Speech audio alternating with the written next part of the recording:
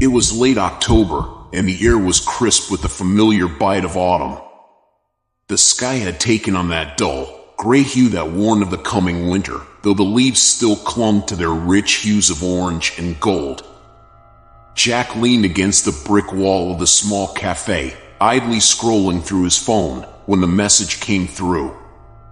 At first, he thought it was just another Halloween prank, something to stir up excitement for the holiday. The message was simple but strange. You are cordially invited to an exclusive Halloween party. The location will be revealed soon. No signature. No indication of who had sent it. But there was something about the message that felt wrong. The wording was old-fashioned, too formal for the usual party invites, and there was no return number or email address to reply to. Jack smirked, shrugging off the unease that twisted in his gut. It was probably some promotional stunt, he thought, trying to build up suspense for a local event. Later that night, as Jack met up with his friends at their usual spot, the strange message was quickly forgotten until Kayla, always the curious one, brought it up. "Did anyone else get a weird text about a Halloween party?" she asked, pulling out her phone. To their surprise, all five of them, Jack, Kayla, Liam, Sophie, and Greg, had received the same cryptic message. They compared notes, discovering that the messages were identical down to the last word. Each of them felt a slight discomfort about it, but the promise of an exclusive event piqued their interest. They figured it was some kind of elaborate haunted house experience or a themed night at a bar, and soon enough, the conversation turned into speculation about where the party could be. But as the days passed, no follow-up details came. The mystery of it all hung in the air, growing more curious with each passing hour. On Halloween morning, though, things changed. Each of them woke to find an envelope slipped under their front doors. The paper was thick and yellowed, as if aged. Their names were written in an elegant script, and inside was a single card. "Meet at the old Ashburn estate at 8 p.m. Be prepared." The Ashburn estate. A shiver ran through Jack as he read it. The place had been abandoned for years, left to rot after its last inhabitants had vanished under mysterious circumstances. No one ever went near it, not willingly, anyway. Yet, here they were, holding invites to what could only be described as a morbidly intriguing Halloween party in that very place. Sophie was the first to voice concern. "This is unsettling," she said, looking over her invitation with a frown. "Why the Ashburn estate? That place is a wreck. Didn't some tragedy happen there?" "Exactly why we should go," Greg chimed in, his eyes bright with excitement. "It's Halloween, guys. This could be the best night of our lives." Jack wasn't so sure. There was something unnerving about the whole thing, but he couldn't deny the pull of curiosity. Maybe it was all just an elaborate setup, something designed to play into the local legends. A spooky thrill to cap off the holiday. Still, that creeping feeling in the back of his mind persisted. As the evening fell and the sky grew dark, Jack found himself walking toward the estate with his friends. The streets were lined with children in costumes, the air buzzing with the excitement of trick-or-treating. But as they drew nearer to the outskirts of town, where the Ashburn estate loomed like a shadow, the festive energy began to fade. The path became quieter, more isolated, until it was just them walking along the cracked road, the only sound the crunch of leaves underfoot. The Ashburn estate was a hulking silhouette against the night sky. Its windows were dark, like hollow eyes watching their approach. The gate creaked as they pushed it open, stepping into the overgrown yard. A cold wind whispered through the trees, rustling the dry leaves, and for a moment, Jack thought he heard something, a low murmur, perhaps, or the faintest echo of laughter. But when he looked around, there was nothing but the quiet, abandoned estate. "All right," Liam said, breaking the silence. "Let's see what this party's all about." And with that, they stepped inside. The door groaned as it swung open, revealing the dimly lit interior of the Ashburn estate. Dust hung in the air like a thin veil, stirred by their presence, and the faint scent of mildew clung to everything. The house felt untouched by time, untouched by life. Jack hesitated on the threshold, an overwhelming sense of foreboding settling over him. It wasn't fear, not exactly. It was more like stepping into a dream, the kind that feels wrong from the very start but traps you all the same. "Charming," Kayla muttered as they stepped inside. Her sarcasm was sharp, but it didn't hide the nervousness in her voice. The others laughed, but it was hollow, the sound quickly swallowed by the oppressive silence of the house. The entry hall was grand, or had once been. A sweeping staircase led up into the shadows, and large, faded portraits lined the walls. The faces in the portraits were stern, their eyes seeming to follow the group as they moved deeper inside. Jack noticed how the air felt heavier here, thicker, as though the house itself was watching them. "I don't see any signs of a party," Sophie said, her voice small in the vast space. "No decorations, no music, nothing. Maybe we're early?" Greg suggested, though even he sounded less convinced than before. He pulled out his phone to check the time. "It's almost 8. They stood there, uncertain, each of them feeling the same creeping doubt. There had been no sign of anyone else, no cars outside, no sounds of preparation. It was as though the house had been waiting for them and only them. Jack tried to shake off the chill that prickled the back of his neck. It was just a house. An old, decaying house with a bad history. But that didn't mean anything was wrong. Not really. "Let's look around," Liam said, already moving toward the darkened hallway that led deeper into the house.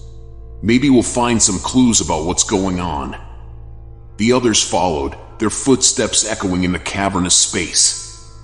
The hallways were narrow, claustrophobic, the walls lined with old furniture draped in dusty sheets. The windows were shuttered, letting in only slivers of moonlight, casting eerie patterns on the floor. Jack could feel his heart beating faster, his instincts telling him that they shouldn't be here. But they pressed on, curiosity mingling with the tension that hung between them. As they wandered further into the house, they found themselves in what must have once been the dining room. A long, heavy table dominated the center of the room, surrounded by high-backed chairs. The chandelier above them was dusty, its crystals dull and lifeless, but as Jack stepped closer, he noticed something odd. The table had been set. It wasn't obvious at first. The dishes were old, tarnished silver, and the glasses looked as though they hadn't been touched in years. But the arrangement was too perfect, too deliberate. Plates were placed in front of each chair, and in the center of the table, a silver bowl sat, empty but gleaming as though freshly polished. A layer of dust coated the room, but the table, it seemed untouched. Kayla stepped forward, her brow furrowed. Why would someone set the table if no one's been here in years? "It's probably just part of the whole spooky theme," Greg said, though his voice lacked the confidence it had before. He reached out, tracing his fingers over the edge of one of the plates. "Maybe this is some kind of immersive experience. You know, like one of those haunted escape rooms." Jack didn't respond. His eyes were fixed on the chandelier, a creeping realization settling over him. The faint light from their phones and the moon outside reflected in the crystals, casting strange shadows on the walls. But the shadows didn't look right. They seemed to move, just slightly, shifting in ways that shouldn't have been possible. "We should leave," Sophie whispered suddenly. She had been silent for most of their exploration, but now her voice trembled. "I don't like this. Something isn't right." "Relax," Greg said, though even he was looking around now, as if trying to reassure himself. "We're here for a party, remember? It's probably just part of the setup." But as the words left his mouth, a sound broke the silence. A soft, rhythmic tapping, like the sound of fingers drumming lightly on wood. It was faint, almost indistinguishable from the settling creaks of the old house, but there was no mistaking it. It was coming from the floor above them. They froze. Jack's breath caught in his throat as the tapping continued, steady and deliberate, as if someone, or something, was moving just out of sight. He exchanged a glance with Kayla, her wide eyes reflecting the same question he didn't want to voice. Who else was here? Before anyone could speak, the tapping stopped. For a moment, the silence was even worse. And then, from somewhere deep within the house, a door creaked open. Jack's pulse quickened. "Maybe we should." But before he could finish, the lights flickered. Just for a second. Long enough for them to see the figure standing at the far end of the dining room. Long enough to see that they were no longer alone. For a moment, no one moved. The air itself seemed to still, as if the house was holding its breath, waiting. Jack's eyes locked on the figure at the end of the room, but in the flickering light, its features were hard to make out. It was tall, cloaked in shadows, standing unnaturally still. There was something deeply unsettling about the way it simply stood there, watching them, as though it had been waiting all along. "Who's that?" Greg's voice broke the silence, shaky and thin. No one answered. The figure didn't move, didn't speak, didn't make any sound at all. It just remained, a dark silhouette against the faded wallpaper of the room. Jack felt his mouth go dry. He knew, somehow, without fully understanding why, that whoever, or whatever, stood before them didn't belong in this world. His body screamed at him to run, to leave, but his feet stayed rooted to the spot. Then, as suddenly as it had appeared, the lights flickered again, and the figure was gone. Kayla gasped, her hand flying to her mouth. What was that?" she whispered, her voice barely audible over the thudding of Jack's heart. I don't know," Greg stammered, his bravado from earlier completely gone. He stepped forward, glancing around the room as if expecting the figure to reappear. But the space at the far end of the room was empty, just as it had been before. The long, dark hallway beyond it stretched into shadow, silent and still. "Maybe it's part of the setup," Liam said, though he didn't sound convinced. His eyes darted nervously around the room, avoiding the spot where the figure had been. Like, some kind of projection or a trick with the lights. But Jack knew better. He couldn't explain it, but something deep inside him told him that whatever they had seen wasn't a trick. It was real, far too real for comfort. And it had been watching them. "We need to leave," Sophie said again, her voice trembling. "Now." Jack nodded, his body finally obeying the urge to move. "Let's get out of here. This place, there's something wrong with it." They turned to leave, their footsteps echoing louder in the silence than before, the tension thickening with every step. But just as they reached the door to the hallway, a low creak echoed through the room. It came from above them, directly overhead.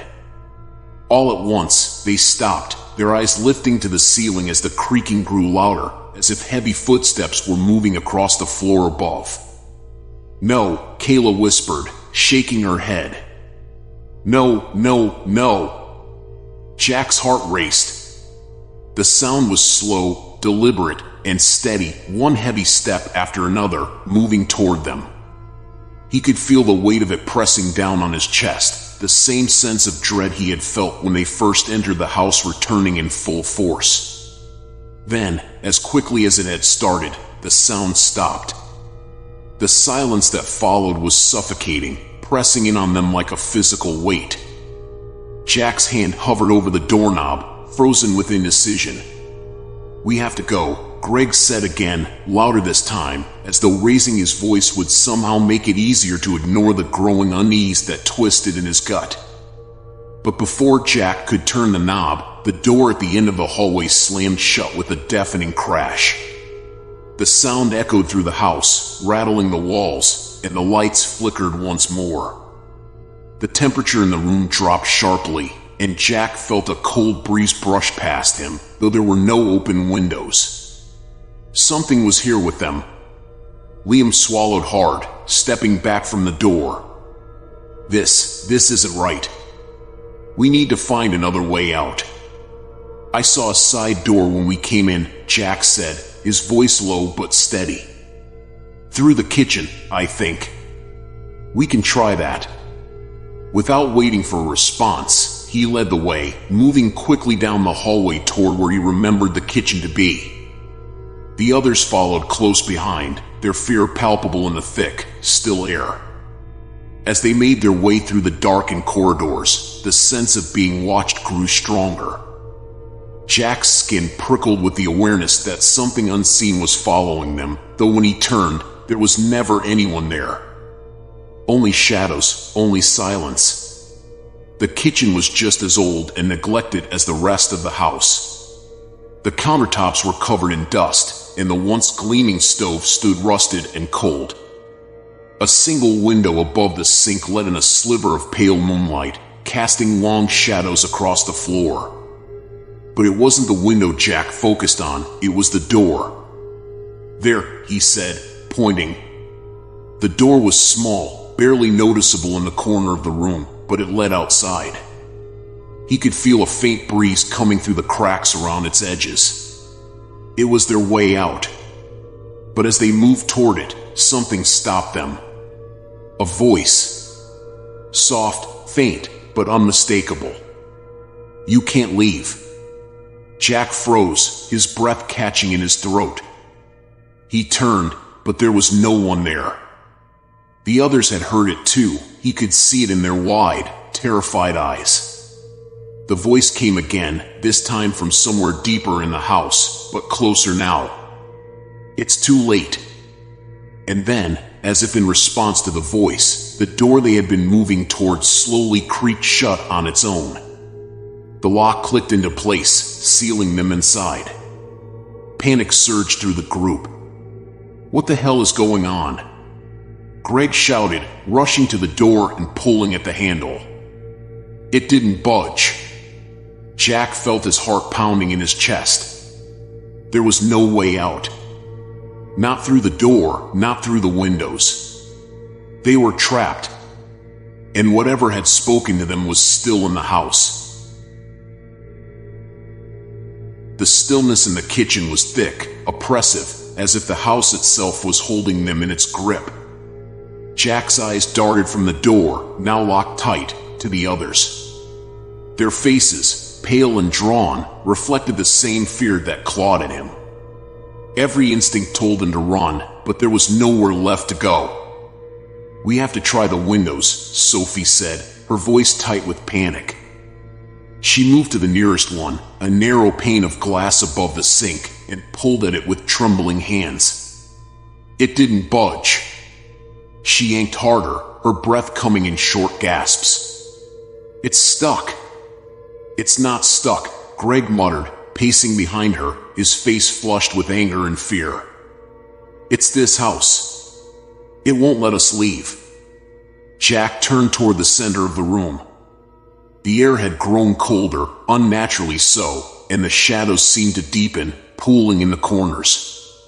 He felt the same sensation from before, that something unseen was watching them, studying them. But it wasn't the kind of watching that came from human eyes. It was a presence, vast and ancient, that filled the space between the walls. The voice echoed again, soft and low, like a whisper carried on the wind. You should have left when you had the chance.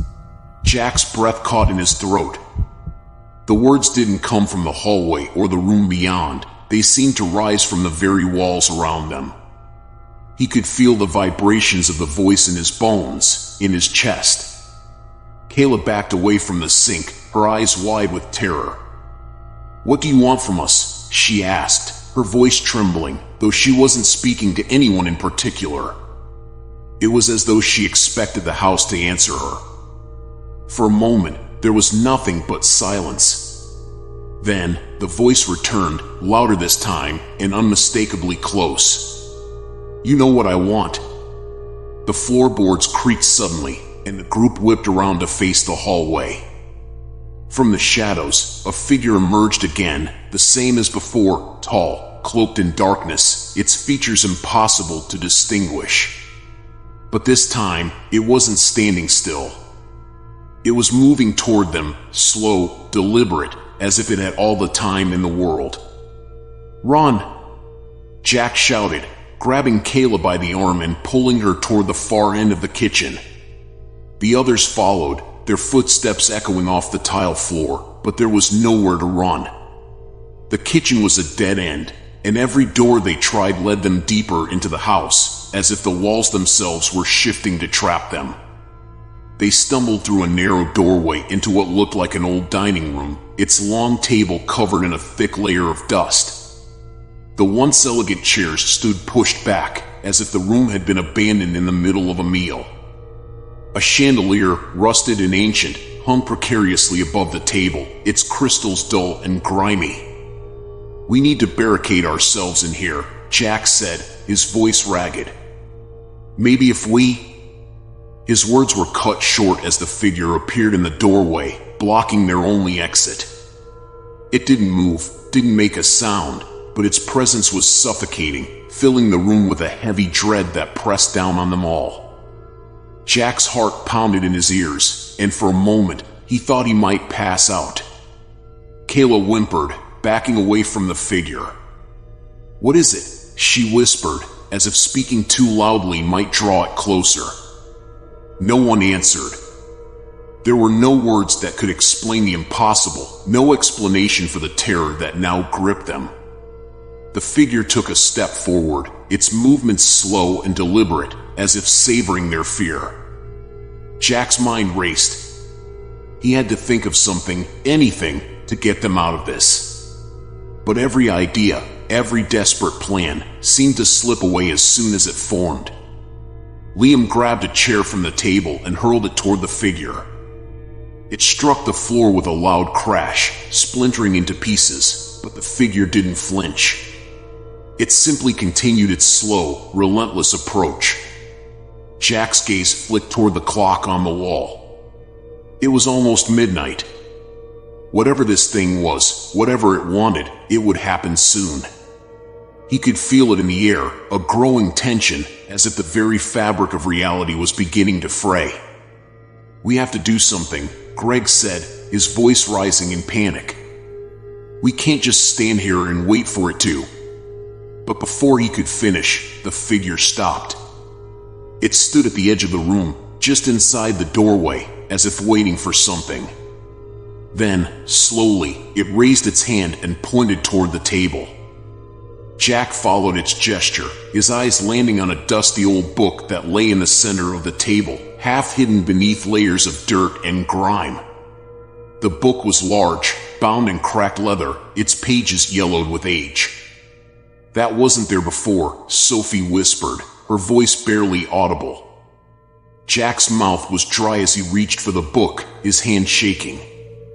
He didn't want to touch it, didn't want to know what it contained, but something deep inside him told him they had no choice. The figure wasn't going to let them leave until they did.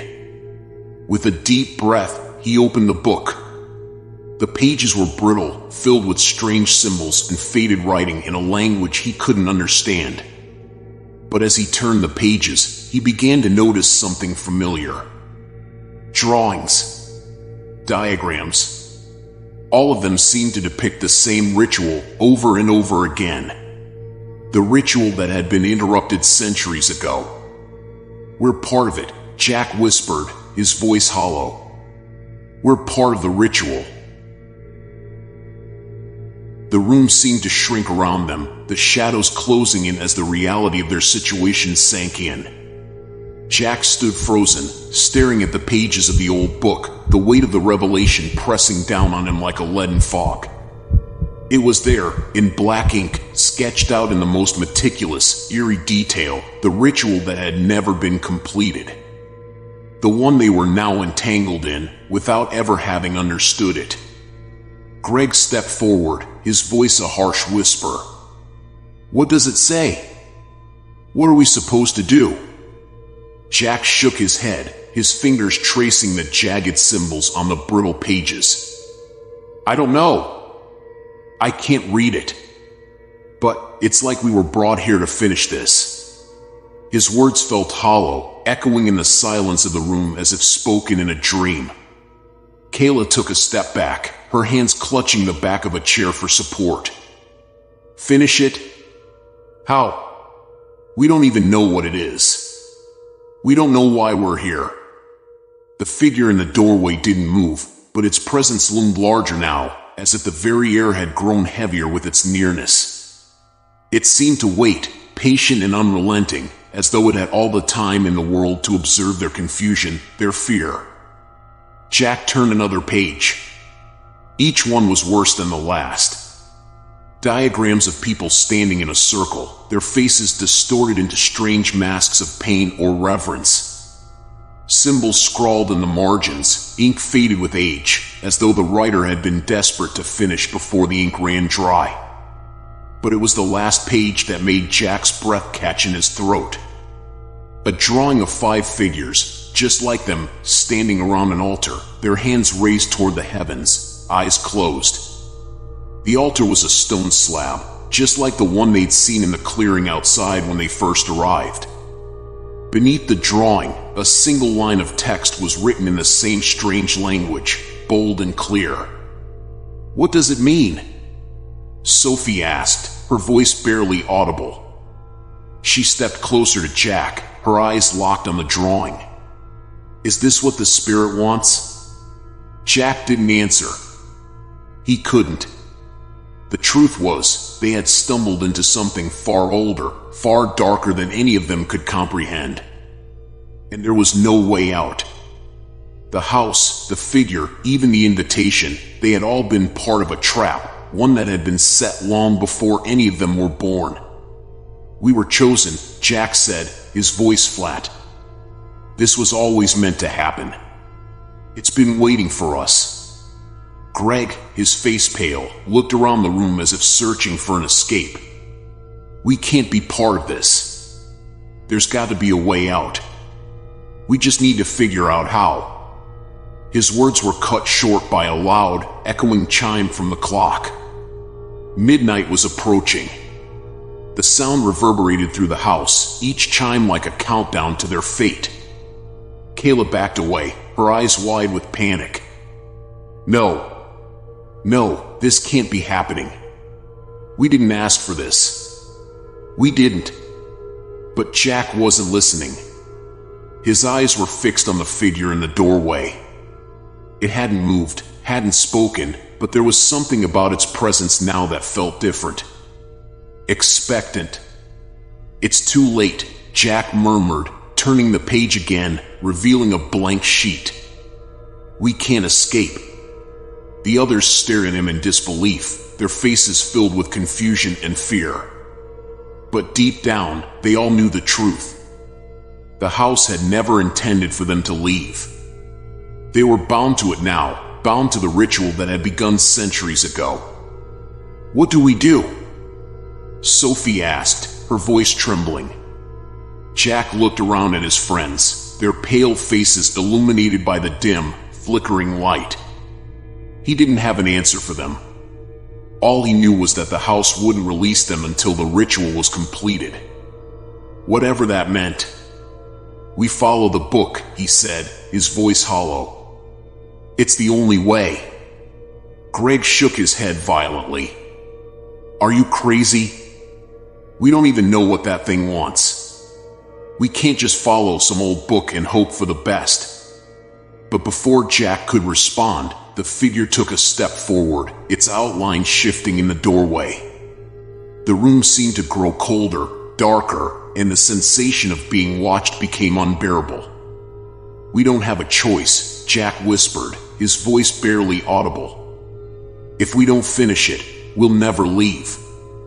The clock chimed again, louder this time, and the room seemed to pulse with each strike.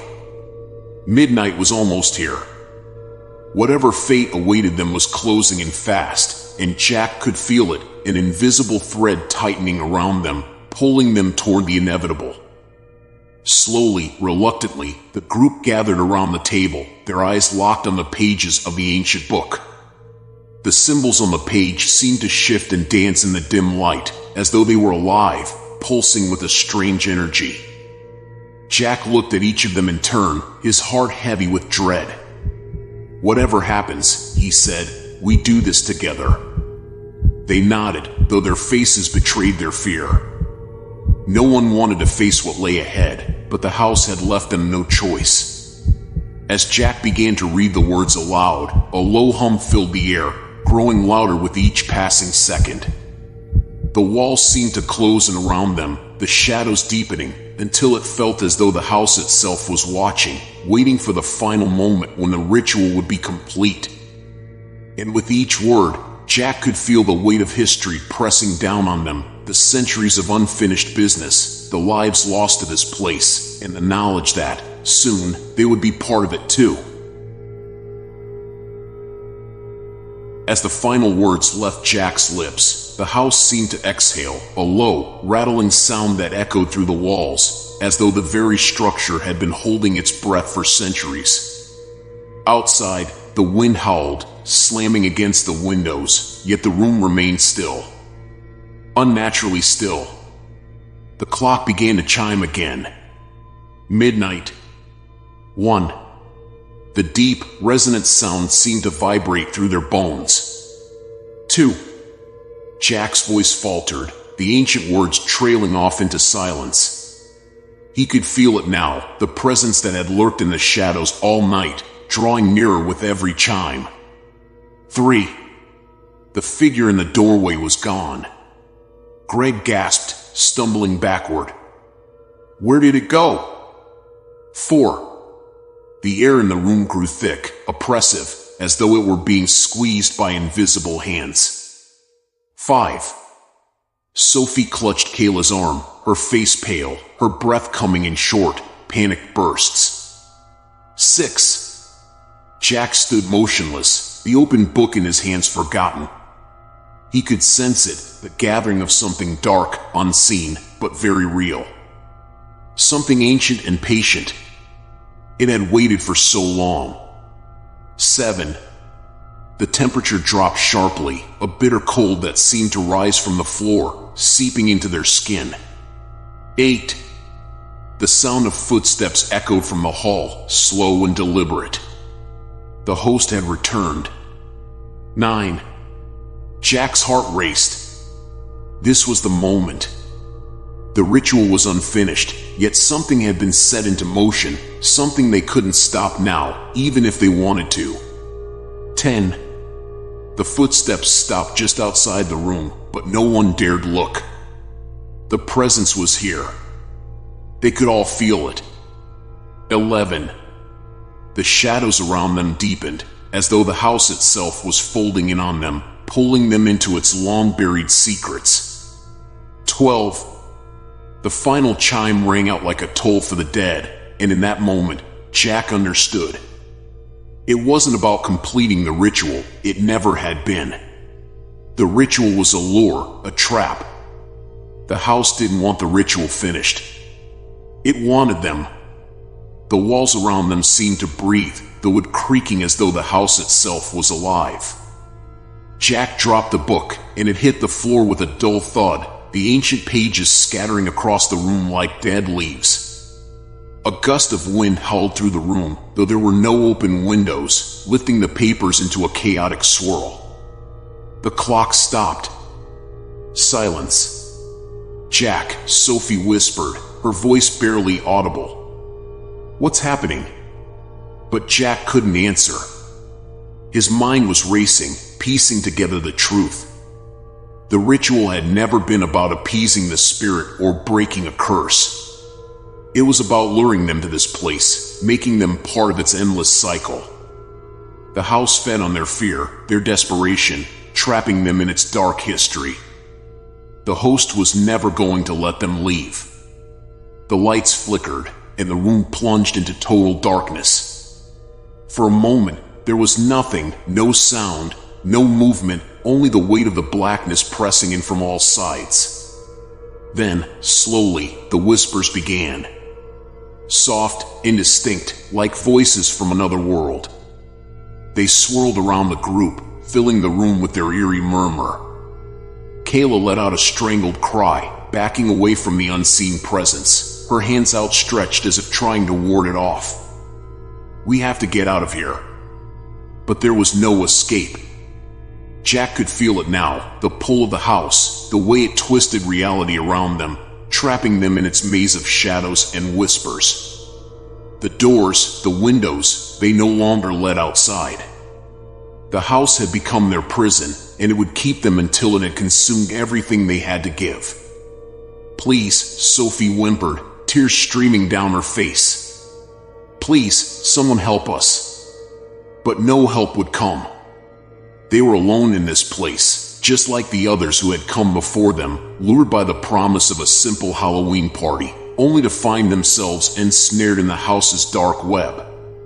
Jack closed his eyes, the truth settling over him like a shroud. There was no way out. The host had chosen them. And now, they were part of the house's story, bound to its secrets, its unfinished rituals. He opened his eyes, his gaze meeting Greg's, then Kayla's, then Sophie's.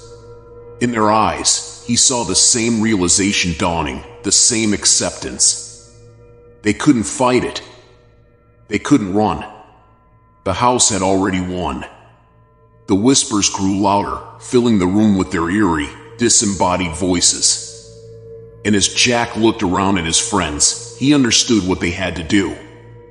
Together, without speaking, they stepped toward the center of the room, forming a circle just like the one in the book. The wind howled through the room once more, swirling around them, but Jack stood firm. This was their fate now.